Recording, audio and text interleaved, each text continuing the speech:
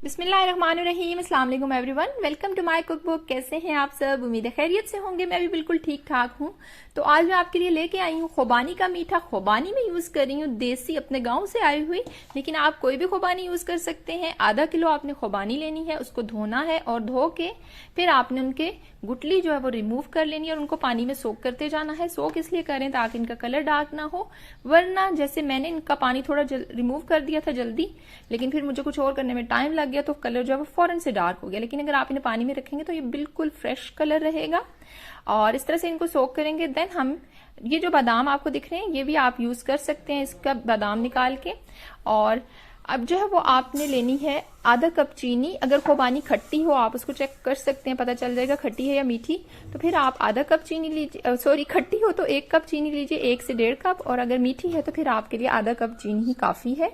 और जब चाश बन जाए तो उसमें शामिल कीजिए ये खुबानियां और इनको 10 से 15 मिनट तक या तब तक जब तक ये गल नहीं जाती आप इन्हें पका लीजिए। अगर आप इन्हें ब्लेंड करना चाहें तो आप इन्हें ब्लेंड भी कर सकते हैं ज्यादा स्मूथ बनाने के लिए, लेकिन मेरी जो है वो ऐसे भी बहुत अच्छे से बन गई थी, बिल्कुल स्मूथ हो गई थी, सो मुझे ब्लेंड करने की जरूरत नहीं पड़ी।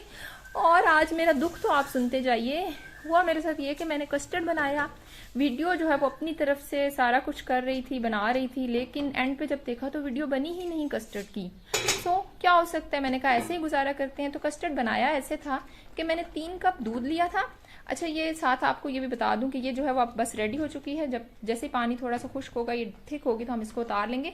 तो 3 कप दूध में हमने 3 टेबलस्पून कस्टर्ड शामिल किया था, 6 टेबलस्पून चीनी शामिल की थी और उसको थिक करके जैसे कस्टर्ड बनाते हैं पका लिया।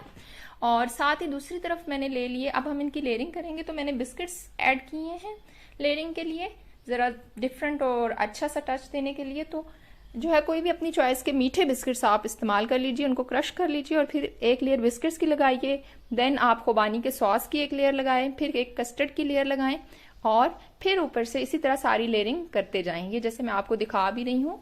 अगेन बिस्किट, अगेन जो है वो खुबानी का सॉस, अगेन जो है वो फिर कस्टर्ड। तो इस तरह से हमने एक एक करके सारी लेयरिंग करते जाना है जब तक हमारी चीजें खत्म नहीं हो जाती। और एंड पे हमने इसकी गार्निशिंग कर लेनी है अपने तरीके से, किसी भी तरह से अच्छी सी मजे से की, प्यारी सी, क्योंकि लुक्स तो बहुत मैटर करती है ना।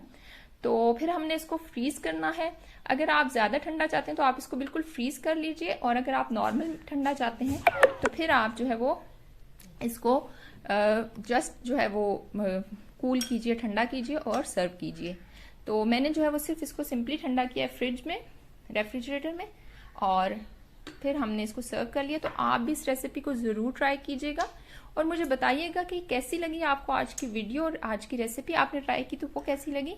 और अपना बहुत सारा ख्याल रखिएगा, चैनल को भी सब्सक्राइब कर लीजिएगा, वीडियो को लाइक कर दीजिएगा, कमेंट्स में अपना फीडबैक भी दीजिएगा। अपना बहुत ख्याल रखिएगा। अल्लाह हाफिज।